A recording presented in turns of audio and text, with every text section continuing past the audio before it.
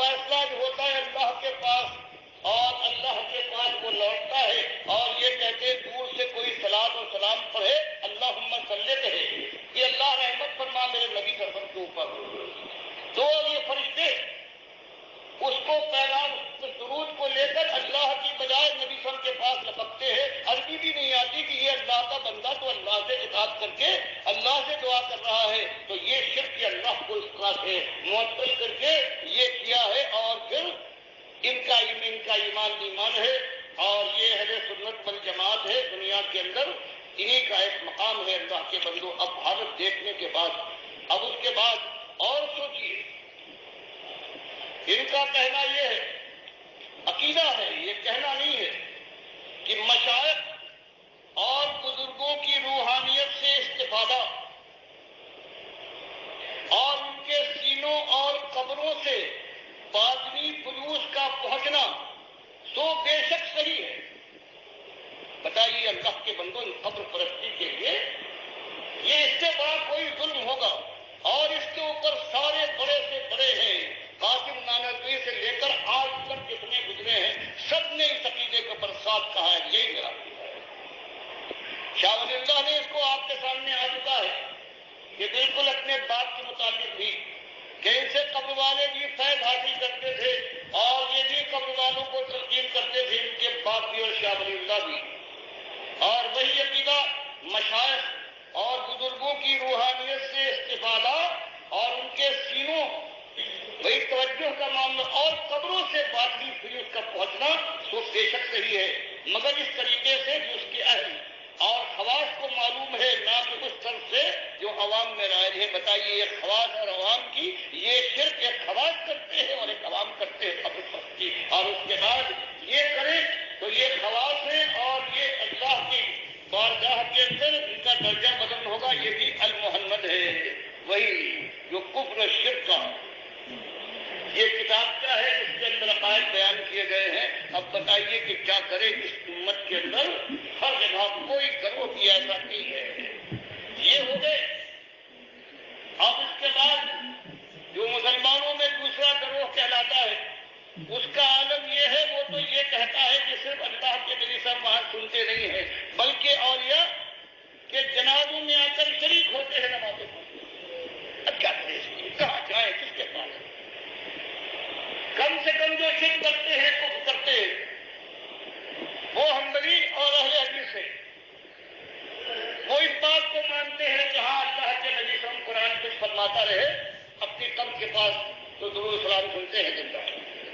یہ کفر۔ اور دوسری بات کہ دور سے جو درود و سلام کہا جاتا ہے تو فرشتے اللہ کے بجائے نبی صلی اللہ علیہ وسلم کے پاس پیش کر دیتے ہیں۔ تو اب یہ کیفیت ہے۔ اس کیفیت کے بعد پھر آپ بتائیے کہ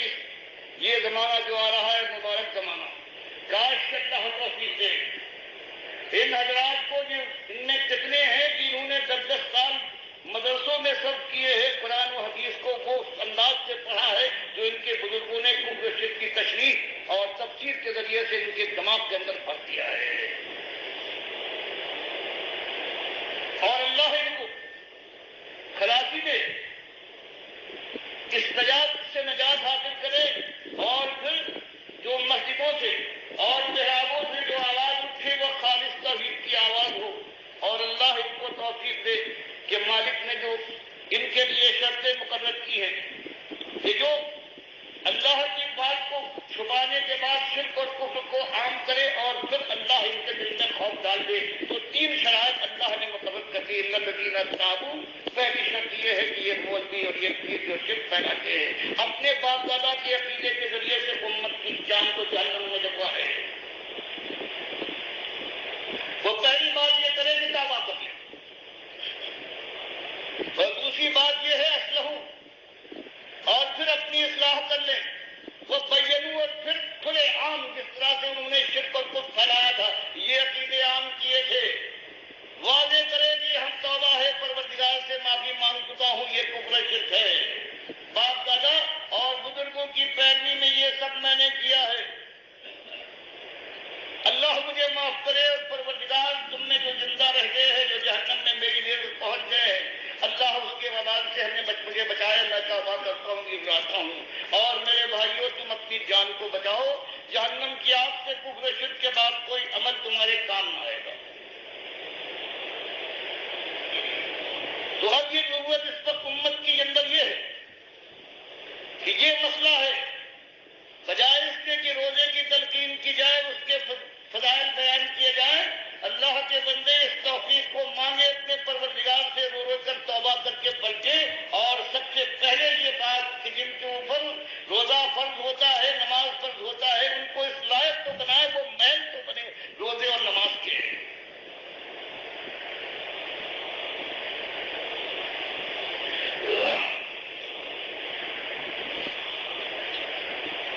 ورنہ وہی حال ہوگا جو قرآن بیان فرما رہا ہے کہ اپنے بزرگوں کی بات، اسلاف کو جنہوں نے مان لیا ہے کہ اللہ اور رسول کی جگہ پر جو یہ کہہ دے وہی ان کی بات ہے، کہتے ہیں تقلید واجب ہے، جو بزرگ کہہ گئے ہیں بس یہی ہے، آپ بن کر کے اس پر چلتے جاؤ، کچھ پرواہ نہیں، ان کے ساتھ جہنم میں ہمیشہ رہنا ہو تو کوئی بات نہیں، مجالسیں ہیں یہاں بھی ان کے ساتھ رہے تھے اور وہاں بھی ہمیشہ ساتھ رہے گے، کچھ پرواہ نہیں آپ کو۔ ہم بھی کوشش کریں گے کہ کی جائے بانی کر کے، اور وہ بزرگ ہمیں راستہ بتائیں گے۔ مالک نے یہی بات بیان کی ہے سورہ صاد میں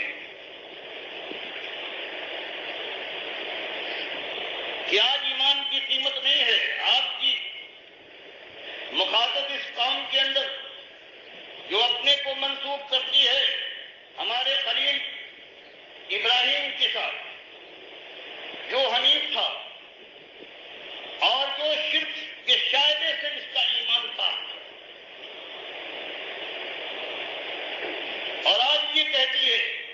کہ بزرگوں کے ساتھ طریقے پر چلیں گے اور کوئی چیز نہ چھوڑیں گے، چاہے پورا زور لگا دیں اور اللہ کا نام لے کر ہم کو گمراہ کرنے کی کوشش کرے اور اپنی رسالت کے ڈنکے پیٹے، ہم آپ کی بات ماننے پر تیار ہیں۔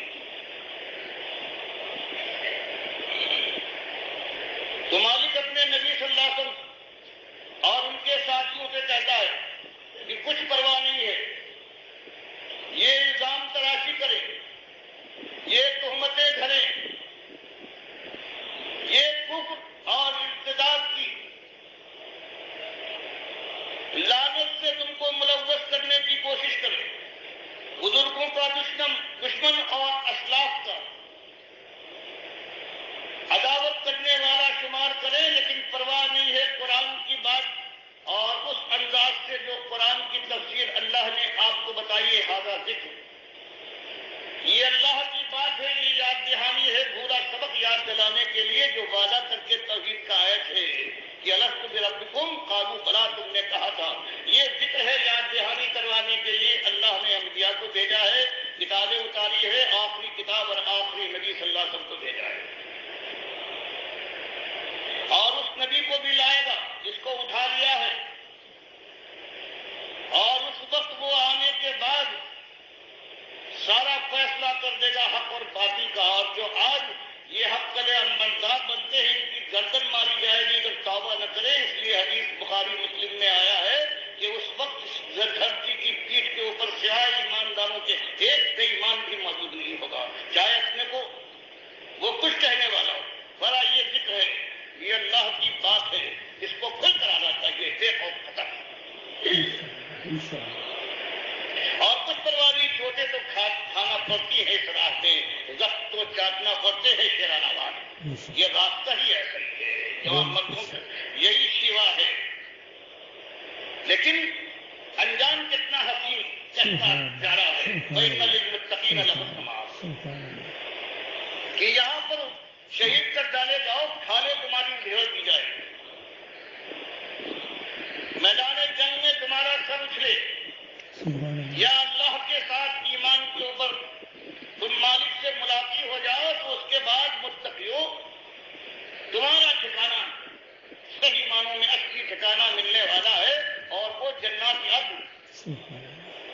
وہ ہمیشہ کی گھنیرے باغات ہیں، مفتحۃ لہم الابواب، اور جب تم ان کے پاس پہنچو گے تو یہ دروازے کھلوانے کی ضرورت نہیں پڑے گی، اپنی بادشاہت اور جس کی وسعت کا عالم یہ ہوگا، چوڑائی آسمانوں اور زمین کی چوڑائی کے برابر بلکہ وہ تمہارے انتظار میں خوش آمدید کہنے کے لیے دروازے کھول کر تمہارا انتظار کر رہے ہوں گے. جنتوں کی یہ بہاریں تمہارے قربان کرنے کے لیے بے قرار ہوں گی. جیسے فرمایا وسیق الذین اتقوا ربهم الی الجنۃ زمرا، یہ بھی لے جائے جائیں گے عزت کے ساتھ ان متقیوں کو کرتے تھے. تابوت کی نشاندہی کرنے کے بعد للکارتے تھے، پھر چوٹے کھا کر سہلا لیتے تھے اور زخم چاٹ جاتے تھے شرانہ وار، اور صبر کے ساتھ جمے ہوئے تھے. اور اس کے بعد پھر وہاں داخل ہونے کے بعد پھر زندگی کی صبح و شام دیکھو. متقین فیہا یدعون فیہا بفاکہۃ کثیرۃ من الشراب، سونے چاندی ہیرے جواہرات کے تختوں پر آمنے سامنے بیٹھیں گے، تکیہ لگا کر بیٹھیں گے. میوہ جات کی بھرمار ہوگی اور مشروبات کی انتہا نہیں. اور کہا جائے گا جو چاہو مانگو، جو چاہے اس پہ استعمال کرو. ان ھذا لرزقنا ما لہ من نفاد، یہ ہماری بخشش و عنایت کرم فرمائی ہے، کبھی ختم نہ ہوگی. ہر آن اس کے اندر نکھار آئے گا، اضافہ ہوتا جائے گا. ھذا ما توعدون لیوم الحساب، یہی تم سے وعدہ تھا. وَعِندَهُمْ قَاصِرَةُ الطَّرْفِ اطراف، اور ان کی ساتھنیں ہوں گی شرمیلی نیچی نگاہوں والی ہمسن عشوہ درازی کے ساتھ. فرمایا یہ تم سے جو وعدہ کیا تھا اللہ نے وہ پورا ہو رہا ہے، اور یہ ورث ہے کبھی ختم نہ ہوگا. اور اس کے مقابلے میں ان سرکشوں کو، ان دنیا داروں کو بھی دیکھو، اپنی بڑائی کے لیے، کبھی دولت کے لیے، کبھی ناموری کے لیے، کبھی اپنی خدائی کے تخت پر سنگھاسن کے اوپر جلوہ افروز ہونے کے بعد اس کے دوام کے لیے اپنی اولاد کے لیے تخت اور گدی مہیا کرنے کے لیے پھر انہوں نے اللہ کے ساتھ جو ظلم کیا تھا وَإِنَّ لِلطَّاغِينَ، اسی دنیا دار جو دین کا بھیس بدل کر، جو بے دینی پھیلا کر دنیا کما رہے تھے، فرمایا لشر مآب، ان کے لیے اللہ کے یہاں پہنچنے کے بعد بدترین ٹھکانہ ہے جہنم. جہنم کی آگ ہوگی، یصلونھا، جھلسا جھلسا دے گی، اس میں جھونکے جائیں گے. بئس المہاد. اور کہا جائے گا ھذا، اس کا مزہ تو چکھ رہے ہو، اس آگ کی تلخی برداشت کر رہے ہو، یہ اکیلی آگ نہیں ہے، فلیذوقوہ، اس کا مزہ چکھو. اور حمیموں کا ساتھ یہ اولتا ہوا پانی بھی تمہاری ضیافت کے لیے ہے، اور یہ بدبودار یہ کٹلہو اور یہ پیپ کا جو دریا ہے یہ تمہاری مہمان نوازی کے لیے موجود ہے. اور یہی نہیں، وہ آخر من شکلہ ازواج، و ہزار لاکھ قسم کے عذابوں کے سلسلہ ہے کہ نہ ختم ہونے والا. فرمایا وہاں تمہارے یہ بزرگ، تمہارے اسلاف جنہوں نے تم کو برباد کیا ہے، جن کی ہاں میں ہاں ملاتے ہو،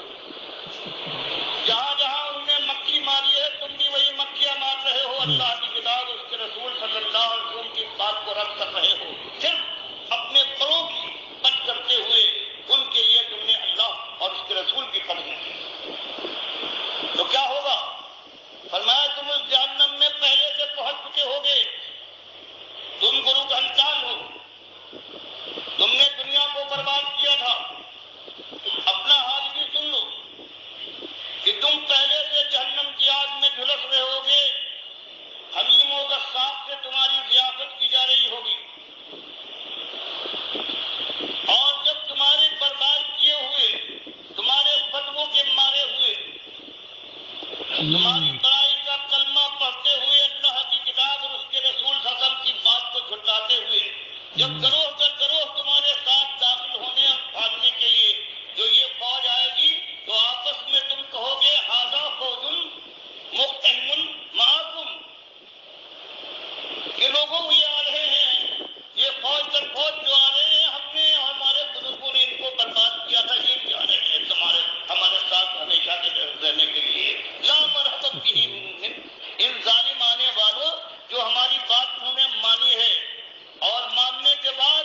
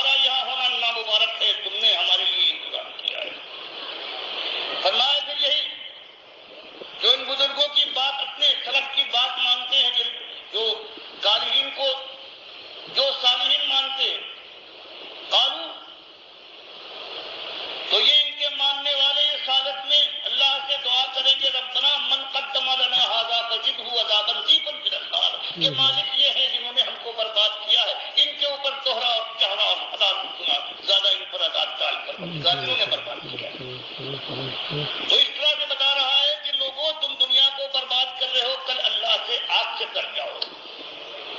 اور جو برباد ہو رہے ہیں مانتے چلے جا رہے ہیں, ان کو جو جوڑا جا رہا ہے کہ ہوشیار ہو جاؤ, یہ اپنے دشمنوں اور دوستوں کے درمیان کچھ تو تمیز کرو, اپنی جان کو اپنے بال بچوں کو جہنم کی آگ کے سپرد کرنے والوں. فرمایا اس کے بعد اب یہ دونوں مل جائیں گے, ان کے بڑے اور ان کے چھوٹے, اور کہیں گے وقالوا ما لنا لا نرى رجالا كنا نعدهم من الاشرار, کہ آپس میں کہیں گے جن کو ہم دنیا میں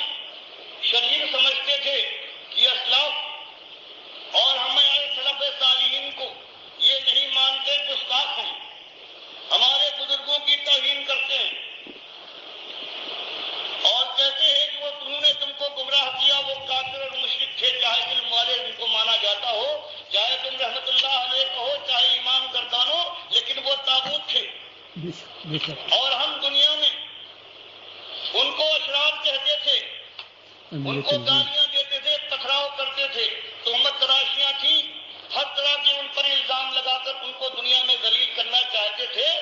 لیکن بزرگوں وہ یہاں نظر نہیں آتے, ہمارے ساتھ یہ کیا بات ہے؟ اتخذناہم سخریا, کیا یہ ہماری نادانی تھی کہ ہم نے ان کو مذاق کے طور پر, نقلی طور پر ہم نے ان سے مذاق کا طریقہ اختیار کیا تھا؟ ام ذاقت عنہم الابصار,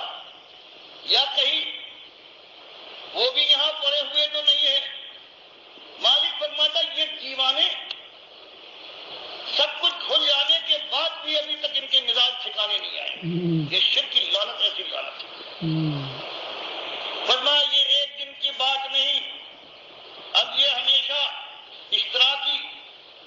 آپ کے ماحول میں رہیں گے. ان ذالک لحق تخاصم اہل النار, اب یہ ان کے بڑے بھی اور ان کے چھوٹے بھی برباد کرنے والے, برباد ہونے والے, اب ہمیشہ یہ ان کے اندر ہمیشہ خصومت رہے گی. اب لڑائی جھگڑا, لعنت ملامت اور پھٹکار کے ایک دوسرے کے ساتھ اب ان کی زندگی کس انداز سے گزرے گی. دنیا میں یوں برباد کیا ہے اور یوں برباد ہوئے ہیں. بتایا جا رہا ہے ہوش و حواس کے ساتھ آگے بڑھو, قرآن موجود, سنت نبی تمہارے سامنے. اب بزرگوں کے نام پر برباد کرنے والوں کی بڑائی کی جو چرچے ہیں ان کو تم سنتے ہو اور عقل و خرد سے کام نہیں لیتے, دوڑے چلے جا رہے ہو. جب وہاں تمہاری آنکھیں کھلیں گی اس وقت کیا کرو گے؟ فرمایا آپ کہہ دیجیے رب کوئی انما انا منذر, کہ قوم کے لوگوں بات یہ ہے زبردستی کرنے کا بھی مجھ میں بوتا نہیں ہے, یہ دعوت کا میدان ہے. ابھی ہاتھ روکوں گا, زبان سے سمجھاؤں گا, تمہاری خیر خواہی میں کوئی کسر اٹھانا رکھوں گا. میری حیثیت یہ ہے کہ میں منذر ہوں, تم کو ڈرا رہا ہوں بدانجانی سے کہ اللہ کی بات مانو, اس کے رسول صلی اللہ علیہ وسلم کی بات مانو. اور یہ جو بڑے کہلاتے ہیں جنہوں نے غضب کیا ہے, ناشکرے, نافرمان, دنیا کا سارا عذاب اپنے عذاب کے ساتھ ملا کر اپنے کاندھے پر لادنے کے لیے کوشاں ہیں, خالق اپنی پڑھائی اور اس دنیا کے لیے, ان سے بچو. میں تم کو ڈرانے والا ہوں بدانجانی سے, اور اس مسئلے کو پھر صاف کر کے تمہارے سامنے لاتا ہوں کہ مسئلہ ایک ہی ہے, آزمائش اور امتحان ایک ہے جس کے اندر تم کو برباد کر ڈالا گیا ہے. اس کو مسئلہ کیا ہے؟ وہ مامن الہ الا اللہ الواحد القہار, مسئلہ وہی ہے, وہی توحید کا مسئلہ. اس کو انہوں نے دگمگ کر دیا ہے, شرک اور کفر سے ملوث کر ڈالا ہے. ان کی بات نہ مانو. اگر ابھی زندگی کی رمق باقی ہے, ابھی واپس لوٹ سکتے ہو, توبہ اور استغفار کا بھی موقع ہے. اگر زندگی کی رگوں میں ابھی خون تمہارے دورہ کر رہا ہے تو اس وقت واپس لوٹو, ڈر جاؤ اس انجام سے. آنکھیں کھول کر عبرت کی نگاہ رکھ کر اللہ کی بات, اللہ کے رسول سب کی بات مانو. اور جو بات اس سے ٹکراتی ہو, چاہے کسی کی کیوں نہ ہو, اس کو پتھر سے اس کو کچل ڈالو یا دیوار پر پھینک مارو, ذلت کے ساتھ اس کو ٹکرا دو. یہ ہے میرے بھائیوں ڈاکٹر مسعد الدین عثمانی رحمۃ اللہ علیہ، اور ایک اصولی بات بتا رہے ہیں کہ قرآن اور صحیح حدیث کو مانو۔ اور ڈاکٹر صاحب رحمۃ اللہ علیہ نے دیوبندیوں کے، بریلویوں کے، اہل حدیثوں اور سلفیوں، سعودیوں اور یہ شاہ ولی اللہ خاندان جو ہے، ان سب کے شرکی عقیدوں کو ثابت کر دیا ہے کہ قرآن کے خلاف ان کے عقیدے سے قاسم نانوتوی سے لے کر نیچے آج کے یہ سارے دیوبندی اور جتنے یہ دوسرے ہیں، تاکہ یہ ڈاکٹر اسرار کا بھی عقیدہ اسی طریقے سے، مودودی صاحب کا بھی ڈاکٹر صاحب نے اس میں لکھا ہے اپنی کتابوں کے اندر کہ ان کے عقیدے بھی مشرکانہ ہیں، کہ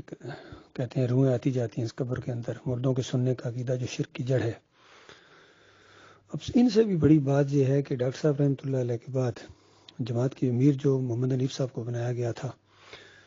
کچھ عرصہ تو صحیح چلے ہیں، لیکن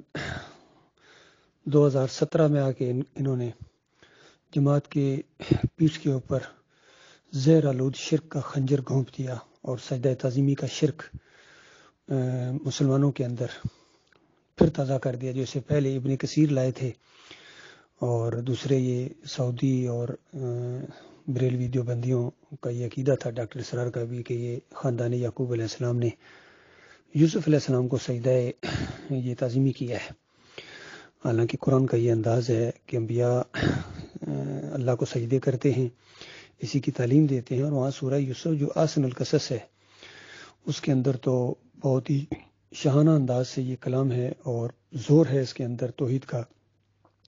اس میں سے یہ سجدے نکالنا یہ جہالت کی انتہا ہے جو محمد حنیف صاحب نے نکالی ہے۔